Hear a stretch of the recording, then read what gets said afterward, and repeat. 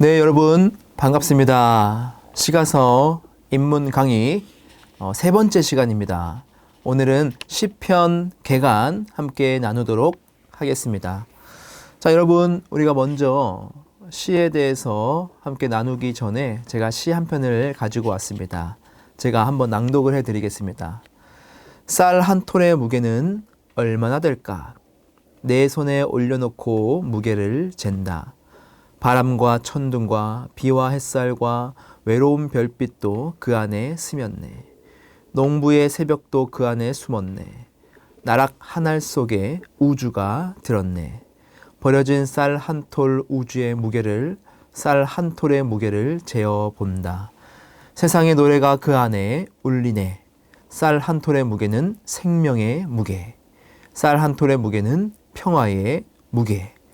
쌀 한 톨의 무게는 농부의 무게, 쌀 한 톨의 무게는 세월의 무게, 쌀 한 톨의 무게는 우주의 무게. 홍순관이라는 분이 쓴 쌀 한 톨의 무게라는 시입니다. 여러분, 우리가 쌀 한 톨을 생각을 할 때 사실 무심코 지나가는, 너무나 큰 생각 없이 지나가는 그런 단어죠. 그리고 우리가 매일같이 먹지만 깊은 생각은 하지 않습니다. 하지만 우리가 이 쌀 한 톨을 들여다보면 그런 생각을 하는 것이죠. 내 손바닥 위에 올려놨을 때는 너무나 작디 작은 깃털 같은 무게지만 이 한 톨이 생기기 위해서는 바람과 천둥과 비와 햇살과 그 별빛을 통해서 이 쌀이 만들어지는 것이죠. 농부가 새벽같이 일어나서 일을 해야 되고, 그래서 그 쌀 한 톨에는 농부의 땀이 서려 있는 것이죠. 버려진 쌀 한 톨에도 우주가 담겨 있는 겁니다. 이 쌀 한 톨에는 생명과 평화와 농부와 세월의 무게, 우주의 무게가 담겨 있다. 이 작은 쌀 안에 그렇게 담겨 있다. 그렇게 시로 표현을 한 것이죠. 여러분, 이것을 보면 시의 세계는 정말 너무나 아름답다. 여러분, 그런 생각이 들지 않습니까? 오늘 우리가 공부하게 될 시편은 바로 그런 것과 같습니다. 하나님을 찬양하고 하나님을 노래하는 우리 인간들이 하나님을 향해서 어떻게 반응하는지, 우리가 무심코 지나갔던 감사가, 우리가 감사할 수 없었던 그 우리의 삶을 하나님께 찬양으로 올려드리고 감사를 올려드리고, 이러한 그 삶의 희노애락이 다 담겨 있는 것이 바로 시편이라는 것입니다.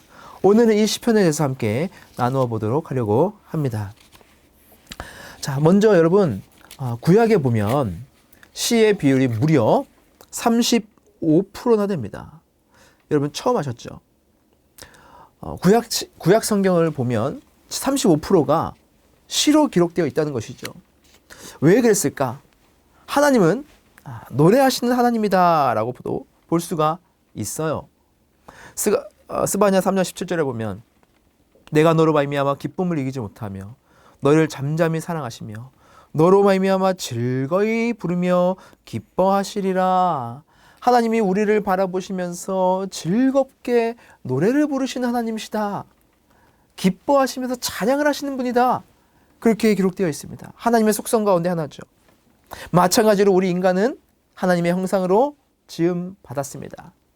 너는 내 아들이라 오늘날 내가 너를 낳았도다. 넌 나의 사랑하는 아들이다. 우리는 주님의 자녀이기 때문에 우리도 하나님이 우리를 바라보면서 즐거이 부르며 기뻐하셨던 것처럼 우리도 하나님을 바라보면서 찬양으로 올려드리는 것이죠. 그래서 우리가 시를 통하여서, 우리 인간의 시를 통하여서 주님께 찬양을 올려드리는 그러한 성경이 바로 이 시편이다 라고 볼 수 있습니다. 그렇다면 여러분, 시편은 누가 기록했을까요? 시편에는 많은 저자들이 있습니다. 첫 번째 저자는 다윗입니다. 시편의 무려 절반인 75편을 기록했다고 명시되어 있습니다. 23편은 그렇게 명시되어 있고요. 자, 신약 성경에 가보면 시편 2편과 시편 95편은 다윗의 시라고 또 우리가 찾아볼 수가 있어요. 예를 들어서 사도행전 4장 27절에 보면 또 주의 종 우리 조상 다윗의 입을 통하여 성령으로 말씀하시기를 어찌하여 열방이 분노하며 족속들이 허사를 경영하는고. 자, 이 내용이 시편 2편 1절에서 2절에도 나온다는 것이죠. 근데 이것이 다윗의 입에서 나왔다. 그래서 시편에서 2편이 다윗의 시라는 것도 우리가 좀 밝혀낼 수 있고, 시편 95편도 마찬가지. 그래서 다윗이 무려 절반인 75편을 기록했다. 그렇게 볼 수가 있습니다. 그래서 시편은 다윗의 시다라고도 우리가 말할 수도 있겠죠. 그만큼 다윗의 모든 삶의 그 희노애락과 그의 내면의 모든 심정들이 이 시편 안에 많이 담겨 있는 겁니다. 그래서 다윗은 목자, 음악가, 용사, 왕으로서의 다윗의 폭넓은 모든 경험이 다 이 시 안에 녹아져 내려 있다. 우리가 다른 역사서를 통해서 이 다윗이 어떤 행적들을 했는지는 알 수 있지만 그 내면에 어떠한 심정을 가지고 있는지는 우리가 다 알 수도 없잖아요. 그죠? 그런데 이 시편을 보면 이 다윗의 내면이 다 나타난다는 것이죠. 그래서 역사서와 시편을 함께 연결지어서 읽으면 훨씬 더 그 내용과 의미가 드러나도록 우리가 볼 수 있는 겁니다. 자, 그래서 이런 성경을 만나다는 책에 이런 글이 있습니다. 시편은 다윗의 내면을 들여다볼 수 있는 창문이다. 그 창문을 통해 놀라운 점을 발견한다. 다윗은 결코 뭐가 아니다? 성인이 아니다. 또한 영적인 사람들에게서 흔히 볼 수 있는 평안이나 고요함도 거의 보이지 않는다. 여러분, 우리가 생각할 때 다윗은 어떤 분입니까? 굉장히 위대한 신앙의 믿음의 선배죠. 그런데 이렇게 표현하고 있습니다. 평안이나 고요함도 보이지 않는다. 실제로 그는 하나님을 향해 울부짖기도 하고 상황이 악화되면 원망을 하다가 또 구원을 간청하기도 한다. 이 다윗이 자신이 겪는 모든 상황들 속에서 나라를 빼앗길 때, 아들을 잃었을 때에, 아니면 죄를 지었을 때의 그 모든 심정들이 이 시편 안에 담겨 있는 것이죠. 여러분, 재밌지 않습니까? 사람의 그 심정이, 감정이 지금 다 담겨 있다는 거예요. 자, 그래서 다윗은 성인이 아니다. 우리와 똑같은 사람이고 우리도 그렇게 하나님께 찬양할 수 있다. 노래할 수 있다. 기도할 수 있다. 그것을 지금 보여주고 있는 것이죠. 자, 그리고 두 번째 저자는 아삽입니다. 아삽은 12편의 시편을 썼는데, 자, 50편, 그리고 73편에서 83편에 아삽의 시 이렇게 기록이 되어 있습니다. 명시가 되어 있습니다. 자, 이 아삽은 어떤 사람이냐? 에스라에 보면 노래하는 자들은 아삽 자손이 128명이요. 즉 아삽 자손은 노래하는 자들이었다. 그죠? 노래하는 자 헤만과 아삽과 에다는 노재금을 크게 치는 자요. 자, 아삽. 그래서 이 아삽은 음악 사역을 인도했던 제사장이었을 것이다. 그렇게 우리가 추측을 할 수가 있습니다. 뭐 지금으로 따지면 성가대 지휘자 같은 그런 역할을 했던 사람이라고 할 수 있겠죠. 자, 그리고 이제 고라 자손도 나옵니다. 고라 자손의 시다 이렇게 명시된 게 12편이 나오는데요. 이 고라 자손은 아마도 레위 지파 일원으로서 성전 문지기와 찬양대원으로 봉사했던 사람들이었을 것이다. 그렇게 추정을 합니다. 지금으로 따지면 성가대원이겠죠. 네. 자, 민수기에 보면 26장에 보면 자, 고라와 또 그의 일당들이 하나님께 죄를 저지릅니다. 그래서 그 무리와 고라를 땅이 아예 삼켜버립니다. 그런데 그 뒤에 보면 고라의 아들들은 죽지 아니하였더라. 이 고라는 하나님께 죄를 지었던 것 같아요. 하지만 고라가 지었던 그 죄에 그의 자손들은 동참하지 않았던 것 같습니다. 그래서 하나님께서는 그 죄에 동참하지 않았던 이 고라 자손들은 어떻게 사용하시는 거예요? 하나님을 찬양하는 레위 지파로 하나님께서 사용하고 또 하나님을 찬양하는 일을 감당하는 자들로 세우셨다는 것이죠. 여기서 우리는 하나님의 그 사랑과 또 하나님의 공의를 발견할 수 있게 됩니다. 자, 다음에는 솔로몬 있어요. 이 솔로몬은 두 편의 시가 이 솔로몬이 썼다 그렇게 명시되어 있습니다. 여러분 솔로몬 너무나 잘 아시죠? 그리고 모세도 있습니다. 모세. 자, 90편에 보면 모세의 시라고도 명시되어 있습니다. 그러니까 시편에는 모세도 지금 저자로 들어가 있는 것이죠. 그리고 헤만. 자, 이 헤만도 한 편의 시가 담겨져 있는데 이 헤만은 고라 자손 중에 한 사람입니다. 그렇죠? 마찬가지로 하나님을 찬양했던 사람이었죠. 자, 또 에단이라는 사람이 있는데 89편 에단의 시라고 기록되어 있습니다. 그리고 무명. 이 시는 누가 저자다라고 기록되어 있지 않은 이 무명의 시가 한 3분의 1 가량이 됩니다. 자, 이렇게 시편의 저자는 이 정도로 살펴볼 수가 있습니다. 자, 그러면 시편은 언제 기록되었고 저작되었을까요? 자, 우리가 시편의 저자를 보면 모세가 나오잖아요. 그럼 모세 때부터이겠죠.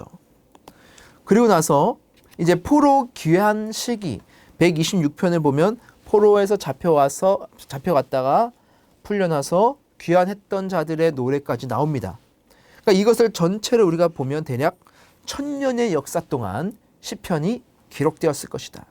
창조부터 시작해서 포로 이후 시대까지 광범위한 시대와 주제를 다루는 것이 바로 이 시편이라는 것입니다. 굉장히 아주 넓죠. 그죠? 저자도 굉장히 다양합니다. 그것이 바로 시편입니다. 그래서 이 시편은 이 모든 세대를 아우르면서 하나님을 찬양하는 자들의 마음을 지금 담고 있는 것이죠. 배경은 어디입니까? 당연히 이스라엘을 배경으로 하고 있습니다. 자, 이제 시편의 구조를 한번 살펴볼 텐데요. 시편은 총 1, 2, 3, 4, 5권, 5권으로 되어 있습니다. 여러분 성경을 자세히 본 분들은 아시겠지만 시편 1편이 시작되기 맨 위에 제1권이라고 써 있습니다. 그리고 41편까지가 1권이고요. 42권이 시작될 때는 제2권 그렇게 성경에는 써 있습니다. 그리고 2권은 72편까지고요. 3권은 37에서 89, 4권은 90에서 106, 5권은 107에서 150까지가 자 5권입니다. 이렇게 5개의 권으로 되어 있고요. 각 책은 끝날 때마다 각 권이 끝날 때마다 송영으로 끝납니다. 1권이 끝날 때는 송축할지어다 아멘 아멘. 2권이 끝날 때도 그의 영광이 충만할지어다 아멘 아멘.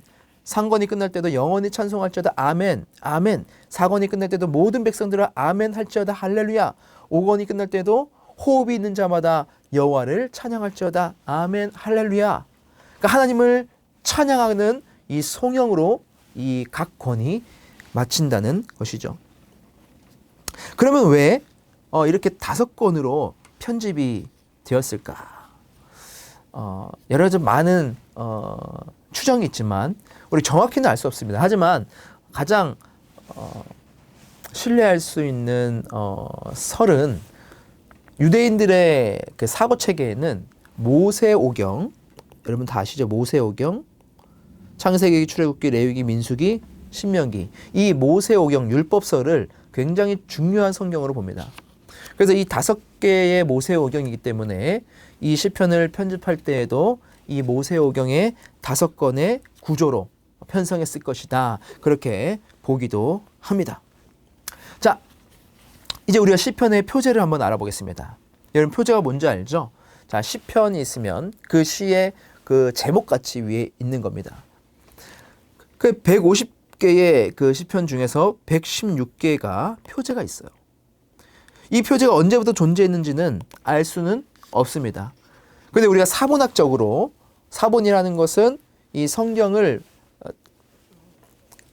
기록한 것이 이제 사본인데 원본 있고 그 원본을 기록해 놓은 것이 사본들인데 사본이 굉장히 많죠.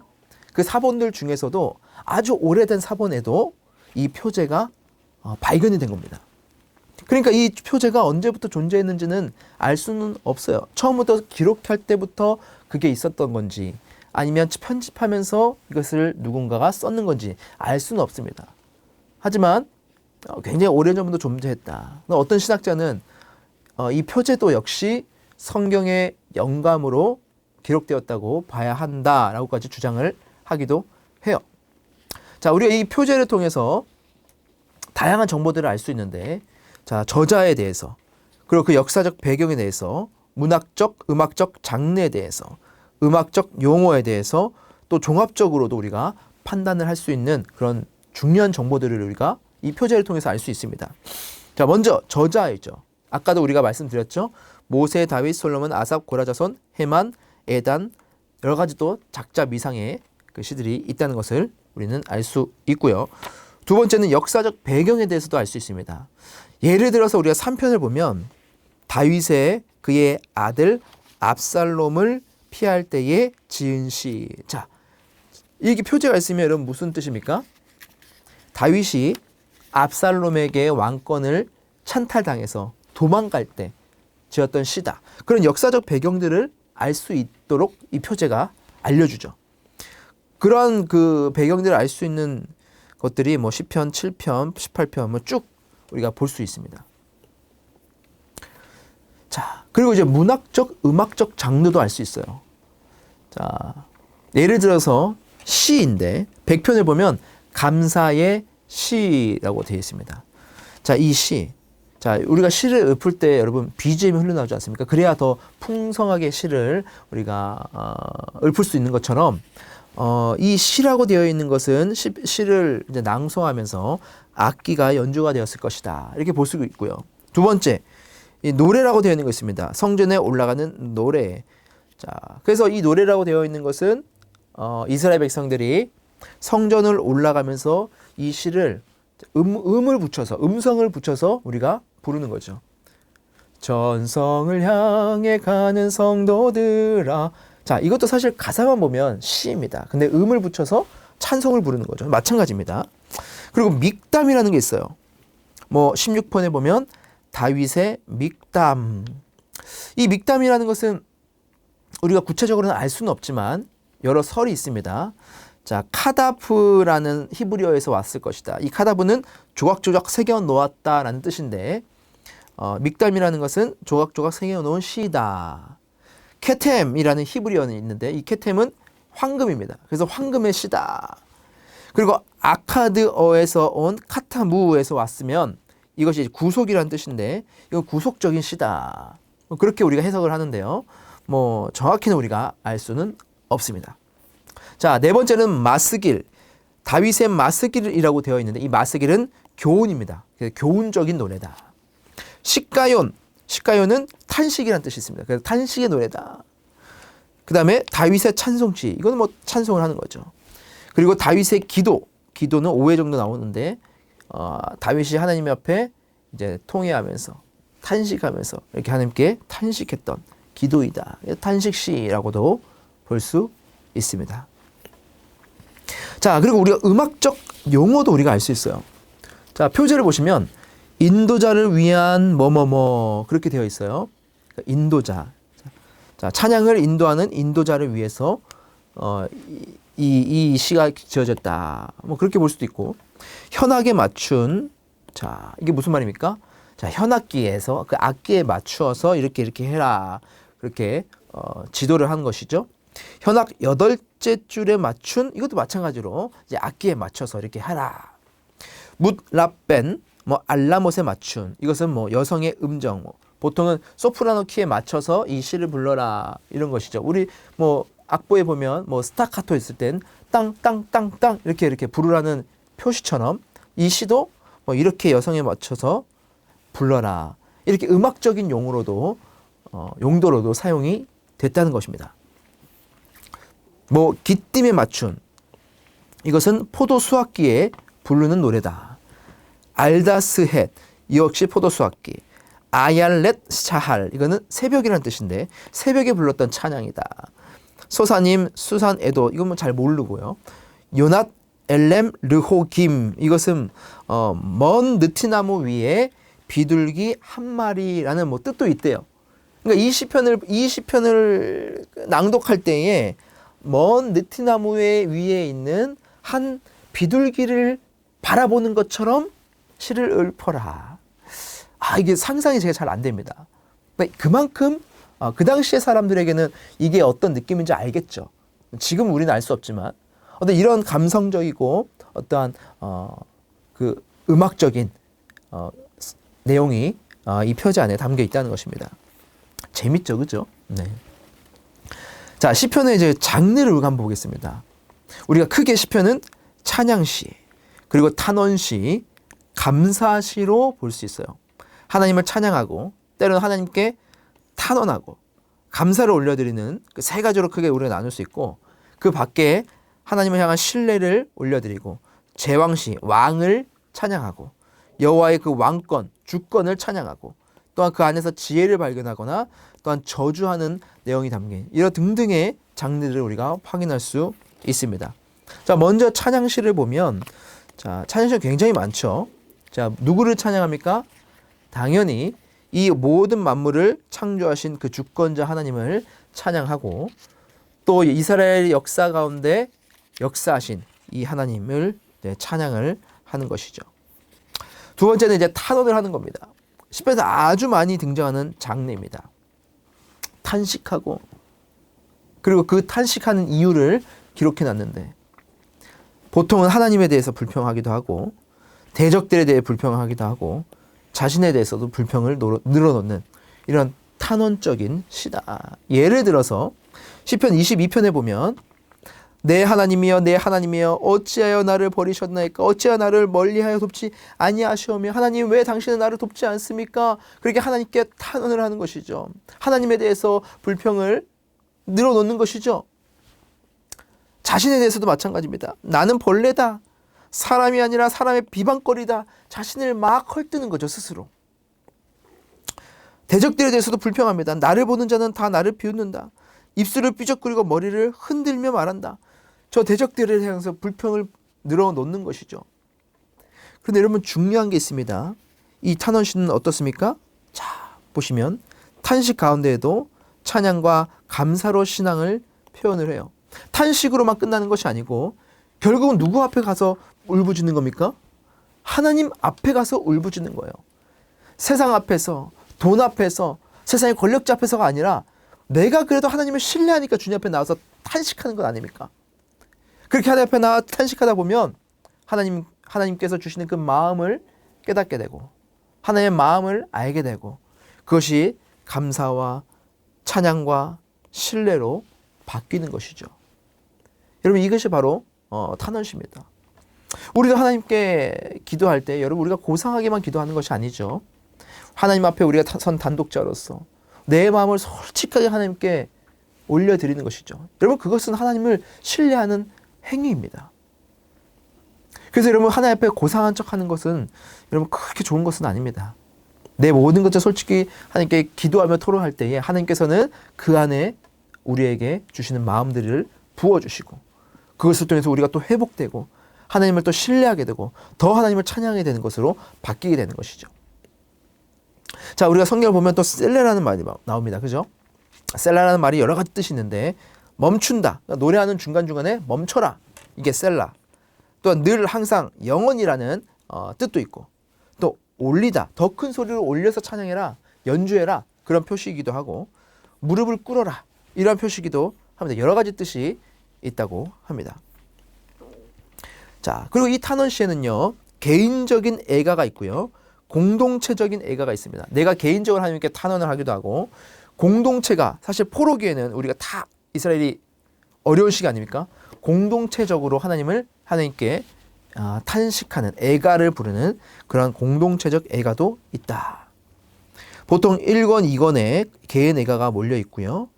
3, 4, 5권에 공동체적 탄원이 몰려 있다고도 볼 수 있습니다.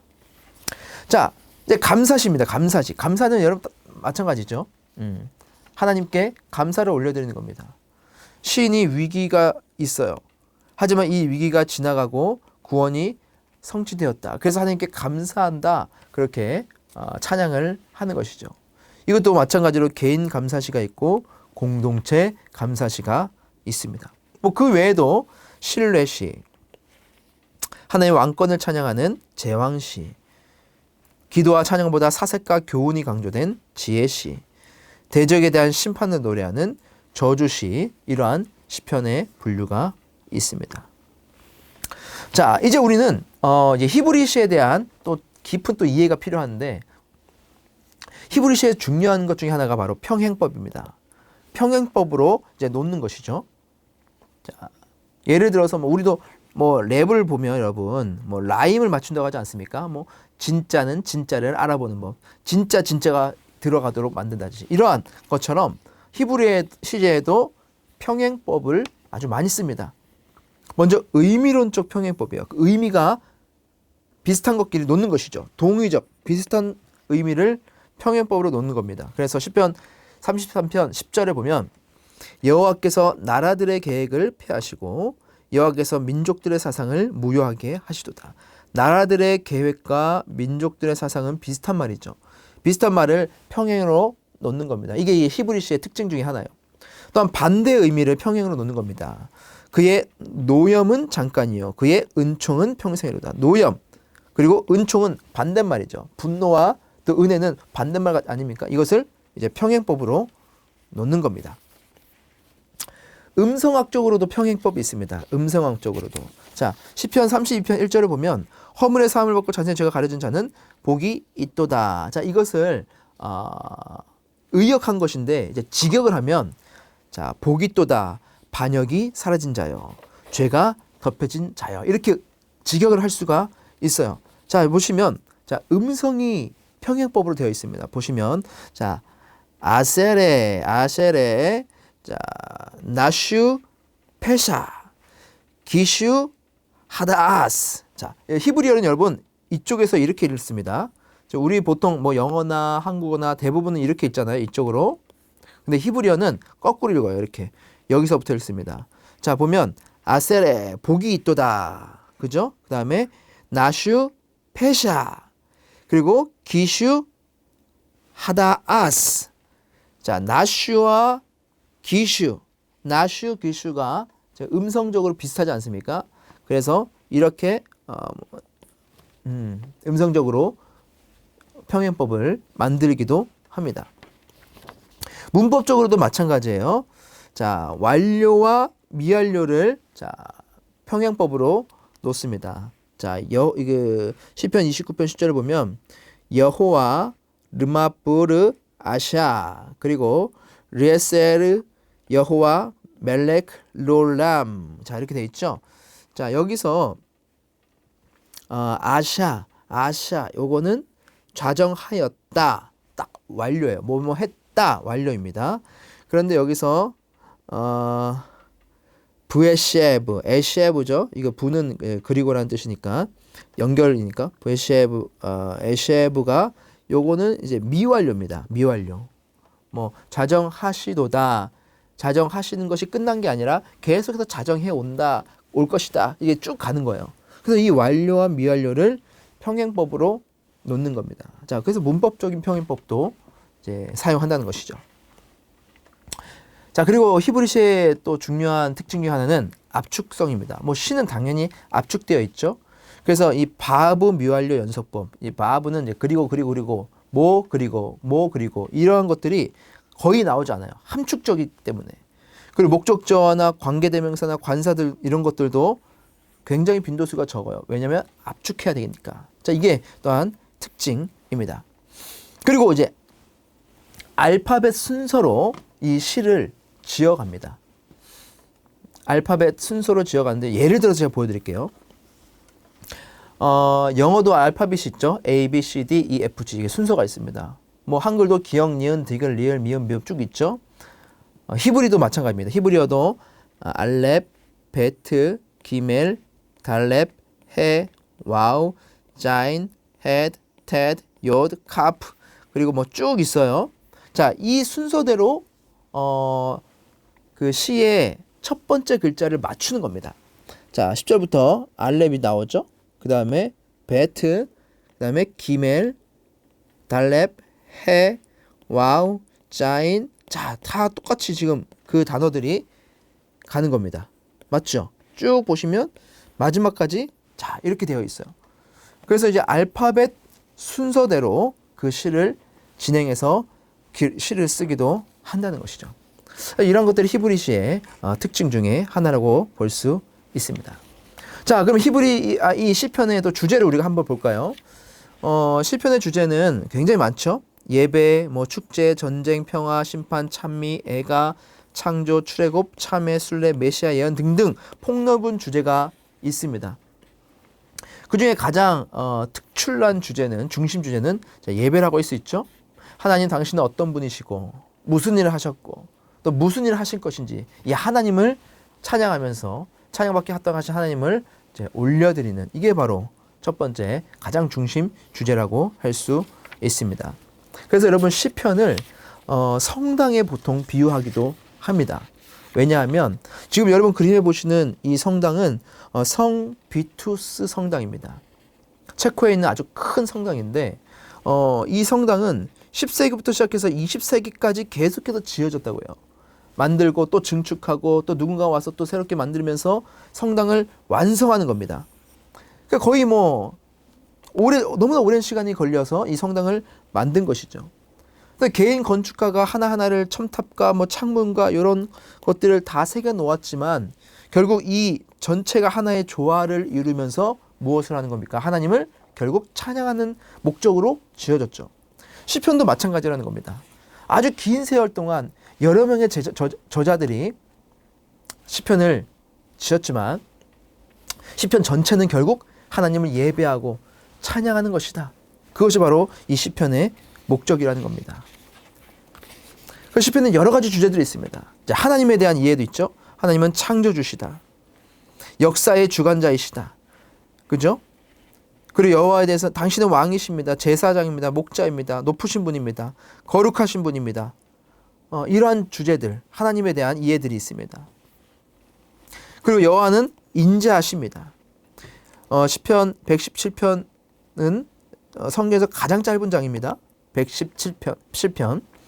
여기도 보면 여호와의 인자하심이 크도다. 그분의 인자하심을 찬양하는 것이죠. 그리고 여호와의 임재, 그분은 성전에도 계시고 하늘에도 계시고 우리가 여호와의 임재를 경험하는 것, 즉 하나님의 얼굴을 구합니다. 하나님의 얼굴을 배울까? 이러한 하나님 임재에 대한 내용도 나옵니다. 자, 예수님에 대한 내용도 나옵니다. 당신은 왕이십니다. 열방에 의해 거부된 왕이시기도 하지만 구원자 왕이시기도 합니다. 영광 받으실 왕입니다. 그죠? 하지만 그분은 또 종으로 오셨습니다. 중보자의 종, 죽음을 당하신 종, 죽기까지 순종하신 분, 배신당하신, 미움당하신, 거부한 자들을 사랑하시는 분, 종으로 오신 예수님도 이 시편은 찬양하고 있어요. 그리고 인자이신 예수님, 천사보다 낮아지신 그리스도, 인자이신 그리스도의 부활과 그분이 그것을 실현하신 것들도 나오고 있죠. 그리고 하나님의 아들이시고, 그래서 수많은 메시아 예언이 이 시편 안에 담겨 있습니다. 그리고 실제로 그것이 신약에 가서 성취되었죠. 자, 그리고 예수님에 대한 이해들은 굉장히 많기 때문에 넘어가도록 하겠습니다. 자, 그리고 시편에는 또 인간에 대한 이해도 나오고 있습니다. 인간의 존엄, 그리고 인간이 어떤 역할이 해야 되는지에 대해서 나오고 있고, 또 인간의 생명이 덧없음에 대해서도 나오고 있죠. 인간을 풀과 들꽃에도 비유하고, 입김에도 비유하고, 그림자에게도 비유하고 있습니다. 그리고 인간에 대해서 통전적으로 이해를 하는 겁니다. 나의 영혼을 나로 번역하는 것이 더 적합하다. 이게 무슨 말입니까? 단순히 나의 어떤 영혼만을 말하는 것이 아니고 나의 모든 전 인격을 통틀어서 표현하는 것이다. 그렇게 보는 것이 더 적합하다. 그렇게 우리가 볼 수 있겠죠.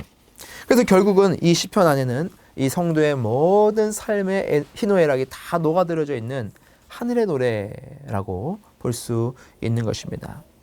여러분, 우리가 시편 하나하나를 다 살펴보지는 않았지만 여러분, 시편을 통해서 나의 삶을 하나님께 올려드리고, 때로는 하나님께 붙잡기도 하고, 또 하나님께 통회하기도 하고, 그러면서 하나님을 진정으로 찬양을 올려드리는 그런 노래의 삶이, 하나님을 찬양하는 삶이 되시길 주님의 이름으로 축복합니다.